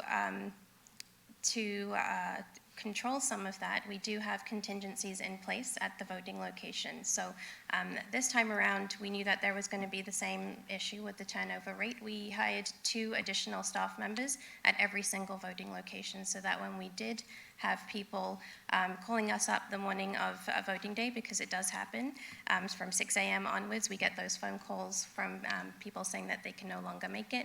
We already have staff in place at those voting locations to step in. They're trained staff and they're able to support the election effort. And thank you. And I've also, it's my understanding that sometimes the city staff are actually used to help staff the election as well. Is that kind of volunteer basis, or how does that work? Thank you, through the chair. So it is on a volunteer basis. We do try to increase the number of city staff participating in every election. Our goal this time around was around 700 staff. We didn't quite make it this time around, but we did have over 400 staff participating, which is really great to see. City staff are reliable. They do have the technical skills that we're looking for as well, because as you would have seen at the voting locations, we have a lot of technology. And they're quick learners, and they're able to adapt to changing situations, and they're all customer focused, which we are at the city. So we do definitely encourage city staff to participate in elections, and we try every election to increase the level of participation. And so I don't know, and through you, through myself as chair, I don't know necessarily what the policy is, but in talking with Acting Commissioner Morrison, I would suggest that it would be a good training opportunity as part of training for especially new staff or staff in general to take part in the election process. Like you said, the city staff are reliable, and they are also, they have the technical expertise to deal with that 25% turnover in particular. During the election, we heard complaints about various locations being understaffed or improperly trained because of that turnover rate and having to backfill with the expertise and having to backfill it last minute. That's not necessarily, I think that's an issue everywhere, but there is an opportunity. So for example, to be very honest with you, there's nothing more annoying for me than to hear a city staff person who knows nothing about the election process. That is pretty annoying to me. And so it's a training opportunity that if you work for the city of Brampton, that you participate in the election process to get an understanding of what governance is and that fundamental governance process, which is the elections. So I think it's something to consider, and I'm suggesting that we make it as part of training, so onboarding almost. It's like on a checklist, did you participate in staffing the election or the upcoming election? And that might help us, but also help our city and our city staff get a better understanding of why elections are so important and why participation is so important. That's a suggestion. I don't know, Mr. Clerk, if you could take that as direction, and I don't know what HR policies that would implicate, but and how our unions might feel about that. But certainly I know that unions, for example, they participate very actively and encourage their members to participate actively in elections. So hopefully that wouldn't be a problem. Thank you. Through you, Chair Santos. Yes, we'll take that as, that is something that we strive for, as Shanika mentioned. In fact, what also is addressed in Shanika's report, we're very successful this election of the 400 staff. We had adopt a voting location, and we had 16 different teams from across all the departments participate. It is a great team building exercise because you're working basically close with each other for a day, doing something different, but still contributing to the future of the municipality.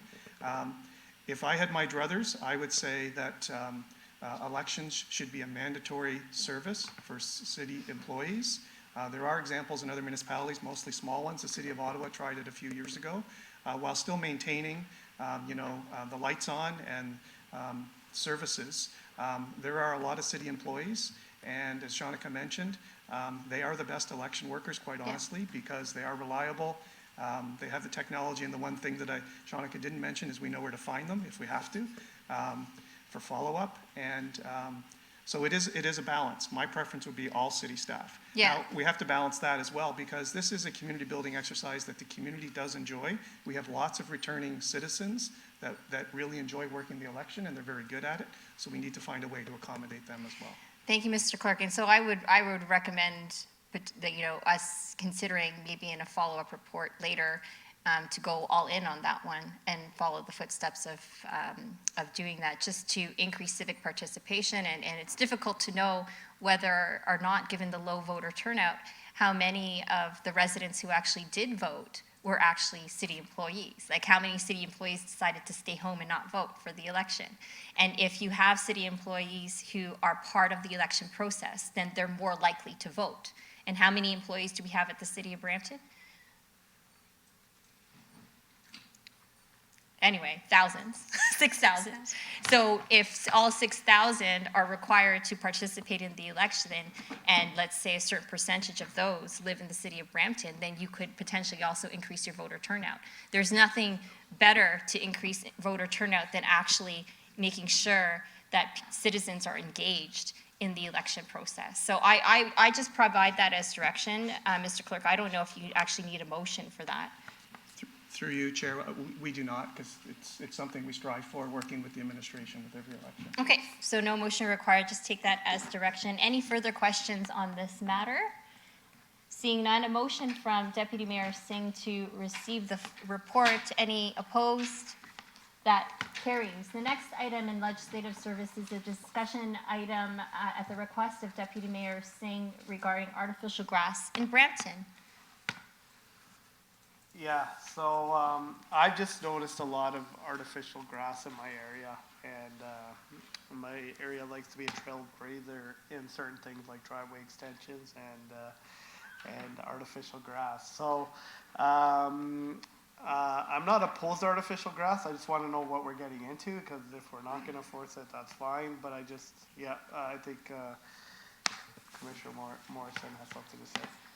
Through you, Councillor, I can tell you that we don't have anything in our bylaws that explicitly prohibits the use of artificial grass. It's not considered non-permeable for the purpose of drainage, etc. Zoning doesn't really condone it. They don't like it, but they can't. But there isn't anything that prohibits it right now. So we have a lack of enforcement only because we have no statute, bylaw, or act to help us with that. Okay, and I hate like just increasing regulations on residents, so I don't want to do that either. But yeah. The only other thing is we do look at when they install artificial grass, they usually try, or in many cases try to change the slope of the lands. Yes, they do. So to allow it to drain off. So they create swales, they create little ponds, etc. So that does come as a negative with that, and at some small degree we can enforce that. Yeah, so what I'm gonna ask is just for a report, and just so I can understand what it means, because if nothing happens, inevitably in my area, it's gonna be majority artificial grass. So if there's no consequences, that's fine. If there is, then I'd like to take a look. So just to report back, and so I have the information in front of me, because it's something I don't know enough about. through you, Councillor, is one of the other concerns is the product the artificial grass is made of, Yeah. whether it's flammable, non-flammable, et cetera, or whether it's toxic to the community. So we'd have to look at that as well. So there are some other factors. Yeah, and I know other municipalities are looking for it, so into it, so I just want the information that we can make the best decision possible in front of us. Thank you. Thank you, Deputy Mayor Singh. Councillor Paleshi. Thank you, Madam Chair. So we have a bylaw that has, that says a certain amount of percentage of your lawn has to be, and I think it either says permeable and grass or permeable. So we do have something to fight it. And then the other bylaw that we have is nobody's allowed to just change their grade. And that's actually huge. That's not a small little piece, because there are people that are out there trying to change massive lots. We know some of them, and you're just not allowed to do it. So, and that's actually becoming more of an issue. We've received a number of emails about complaints that their lawn, their backyard has flooded where it never flooded before because the person beside changed their grade. So we do have tools, and specifically, those tools prohibit artificial turf. Through you, Councillor, and I don't necessarily disagree with you. It's been a very loosely applied application of tools. I can tell. Say that again. It has been loosely applied in the sense that it's hard to really determine how much a significant grade we've changed. I can give you examples where people have concreted their entire backyard. They put a pool in, they put a concrete right around it, fence to fence to fence to fence, and that's quite all right. So, why is that all right? I beg your pardon, sir? Why is that all right, Paul? Well, it's quite all right because there's nothing to offend a bylaw on it. But they've changed the grade of by putting concrete.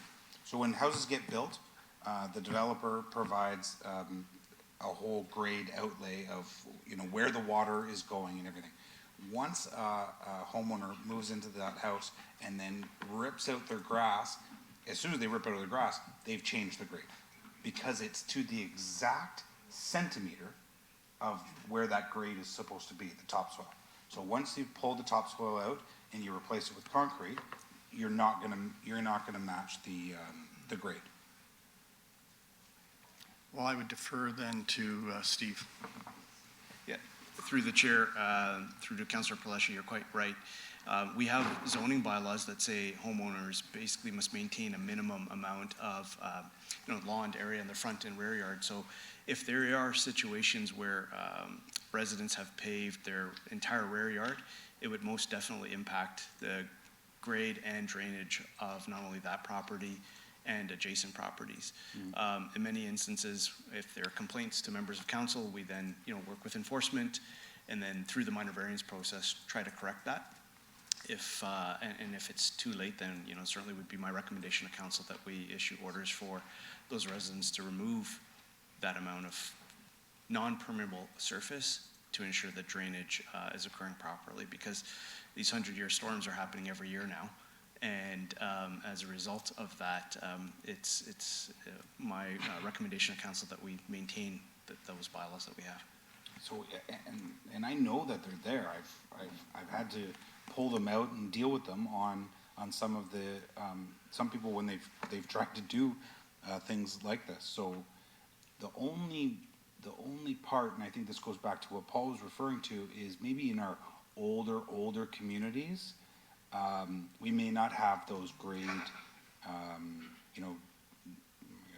construction drawings or diagrams or site that detail where the grade and where the water should go. We probably don't have those. Correct? Through the chair, I would imagine that some of the very old subdivisions, it would be difficult for staff to quickly retrieve those. I'm not sure where they would be held. But if I could offer that to address the comments by Deputy Mayor Singh, in addition to existing tools, I'll remind council that we have the comprehensive zoning bylaw coming forward on the heels of our new official plan and urban design guidelines. Those would be, in my mind, effective tools to supplement our current property standards regulations to enforce sort of artificial turf practices. And so I would just thank you for that, Commissioner Ganesh. The only thing that I'd have to say, and you may have heard me say this a million times, permeable surfaces is what we need in the city of Brampton. You know, especially now going into this regional review and the possibility of separation and, you know, stormwater. You know how much it costs to clean our stormwater management ponds. It's a big dollar amount. Concreting surfaces or making them unpermeable means more water in our stormwater, more costs to the essentially the taxpayers. So whatever we can do to help residents create more permeable surfaces, I think that's where the direction that we need to go. Anything other than that, I don't believe that we should be allowing, because it's just, we already know that we need water to get into the ground. We don't want it to go into the sewers, onto the roads and whatnot. Thank you. That's my rant, Madam Chair. Thank you. Thank you, Councillor Paleshi. We have a motion from Deputy Mayor Singh that staff be requested to report on the difficulties experienced in the use of artificial grass in residential settings. Anyone opposed? That motion carries. The next item is a discussion from Mayor Brown and Councillor Keenan regarding fencing at 16 Lisa Street, compliance with approved site plan and city bylaws. Councillor Keenan, over to you.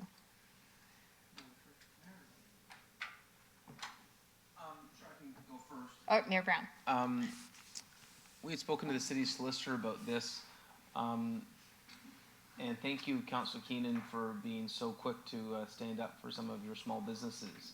But when you have a landlord that doesn't want to abide by the Landlord and Tenant Act and fences off access to small businesses, what tools do we have to make sure we don't have small businesses who are being forced out of their premises through nefarious means to achieve a redevelopment? Obviously, there's a process that needs to be followed. There's rules in Ontario, and so what role does the city have? And I want to know what tools we may have to make sure the emails we're getting, the photos of inappropriate conduct by the landlord, what city tools do we have that this doesn't continue? I think part of the challenge of these small businesses is, you know, if they go under, they can't wait for a process that could take a year or two, when if they have no revenue coming in for 3 months or 4 months, they're forced to leave, and the landlord gets what they want. Thank you, Mayor Brown. Councillor Keenan. Thank you. Thank you, Madam Chair. So I just want to kind of paint a picture of you know, what I'm seeing. So obviously we signed on a pledge to build more houses and build them quicker, and we're seeing redevelopment, and I've always been very vocal about making sure that development happens in places that it should happen. But what I'm seeing right now, in this one particular case, is somebody trying to flip a property, purchased a property where there was existing tenant agreements. Obviously didn't do their homework to see that those agreements didn't have any clauses which would cancel those leases. And those leases may be 12 years. I have a resident who lives in my area, who has a business in the area I represent, who put hundreds and hundreds of thousands of dollars into this small business. 2 years go by, the existing landlord sells the property to a developer who plans to have condos put there and you know, get it rezoned, but is having a hard time in flipping that property because of these agreements. Openly coming out and saying that he wants them to leave, but not willing to negotiate to have that done. Then takes it upon himself to block off all access to this business. No parking, so puts up fencing, and, you know, I did contact to see what the fencing was for, and I was told it was to redo the parking lot. But if you've seen the photos, the only thing that has been blocked off is physical parking spots. When I went to do a site visit, I had an elderly lady in her wheelchair come right to the corner of the fence, to which they had blocked access to have the lady take her wheelchair down the handicapped slope in the sidewalk so that she could go home. Myself and the owner of this business had to pick up this electric wheelchair and move her onto the ground. So not only is it affecting businesses, it's affecting residents, people with disabilities, and it just can't happen. We can't sit here and allow this type of stuff to happen to our small businesses. We can build development, we can do all of these things, but not on the backs of our small businesses that are trying to provide for their family, provide for creating jobs in our community, and I won't tolerate it. So echoing what Mayor Brown says, I need to know what resources we have, or if we need to create new resources to make sure that this type of thing is not happening to our small businesses. So Commissioner Morrison, I would put that to you, to, you know, if there's any, and if it has to be in camera as per the city solicitor, then I'm fine with that. But I need to make sure that we are stopping this at the first mark. I can see this happening at future sites throughout the city as we embark on a very bold plan to build more houses. But we need to make sure that we are protecting the small business when we're doing this. So I don't know if there is any comment, or if this is to, if you want to take this to give us advice in camera or what it may be, but. We can say in general, we do have bylaws and acts that allow us to do some process against this type of activity. We have one that we are speaking of now that we're dealing with, and to delve further into that one, I would prefer to go in camera, but I could say in generalities, we do follow what we have under the Planning Act, what we have under zoning, and what we have under the property standards. And we watch the timelines very closely, and the timelines affect us greatly on how fast we can proceed with these. Okay, great, so thank you. And I would ask, I don't know if we're able to move that to in camera, Mr. Clerk, to discuss the items that we're talking about. Through you, Chair Santos, we could, we just need to understand what's the reason that we're going into closed session to discuss this item. I think it's an identifiable individual of a negligent landlord.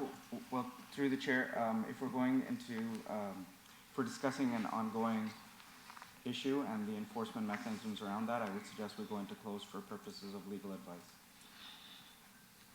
Thank you.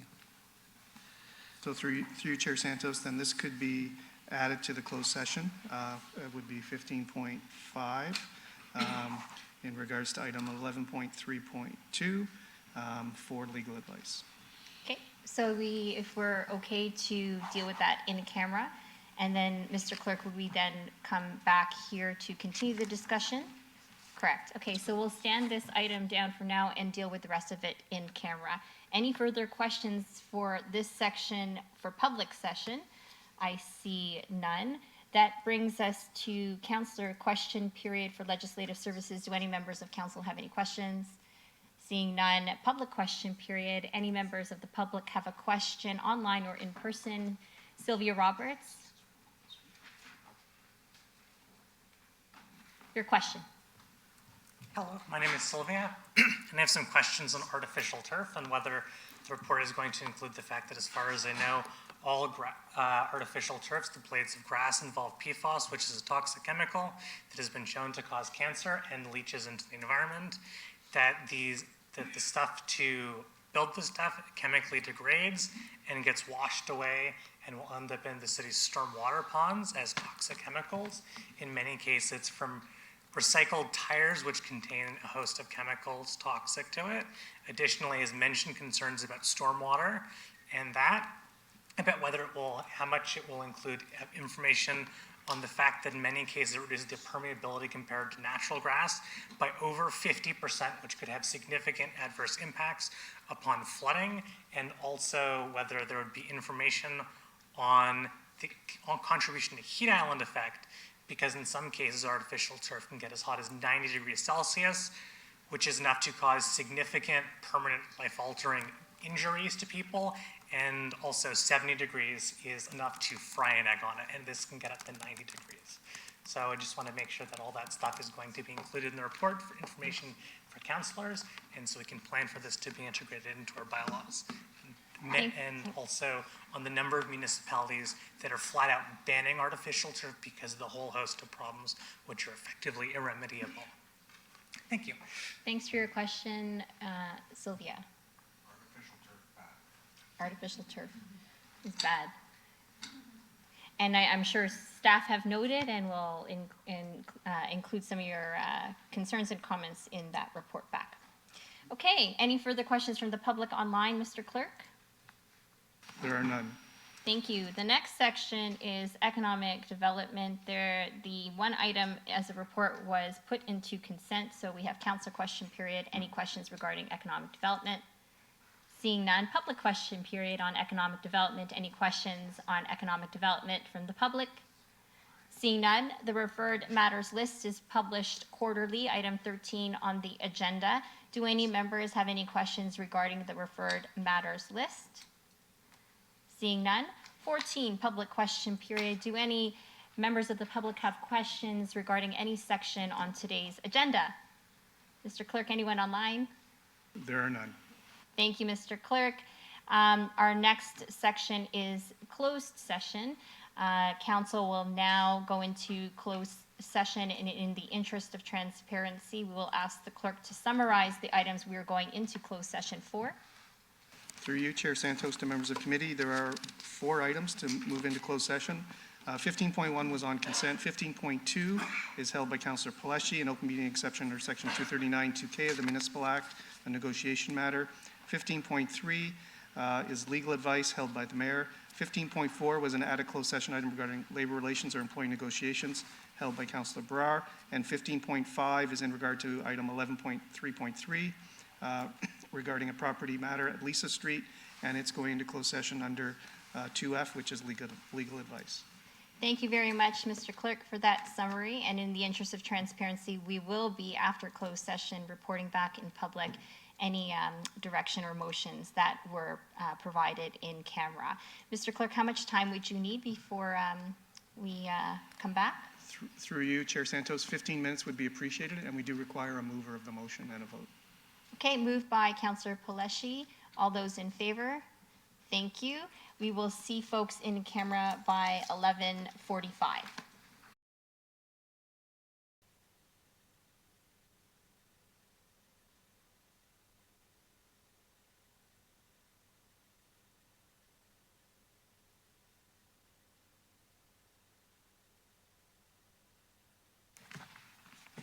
All right, we are back from closed session and our break. And in the continuing interest of transparency and open government, I'll ask the clerk now to report any public session outcomes from today's closed session business. Through you, Chair Santos, to members of committee. The first item, 15.1, was added to the consent motion, but there is a public motion arising from that, so we'll deal with that one first. Okay. And the motion is on the screen. It will require a mover. Would it be moved by Councillor Keenan? All those in favor? Anyone opposed? That motion carries. Item 15.2 was an open meeting exception under Section 239 2K of the Municipal Act, a negotiation matter. That matter was considered in closed session. Information received and direction was given to staff. Item 15.3, an open meeting exception under Section 239 2F of the Municipal Act, legal advice. Information was received and no direction was given to staff. Added item 15.4, an open meeting exception under Section 239 2D, labor relations or employee negotiations. Information was received and direction was given to staff. And finally, added item 15.5. This relates to item 13.2.2, I believe it is, or excuse me, 12.2.2 on the agenda regarding Lisa Street. Committee moved into closed session under Section 239 2F, legal advice, and no direction was given on that matter. Okay, thank you, Mr. Clerk, which brings us back to item 12.3.2. Councillor Keenan and the mayor added that item. Councillor Keenan, do you have anything further to add in the open session discussion? I do not. Okay, thank you, and I don't think we had any motions to receive. Thank you, so that ends our official agenda. And now we're just into adjournment, I believe, Mr. Clerk. Committee is next scheduled to meet on Wednesday, September the 20th at 9:30 a.m. Motion moved by Councillor Power to adjourn today's meeting. All those in favor? Anyone opposed? That motion carries. Thank you to staff and everyone. Welcome back from the summer. Hope everyone had a good back. Thanks, clerks. Thank you.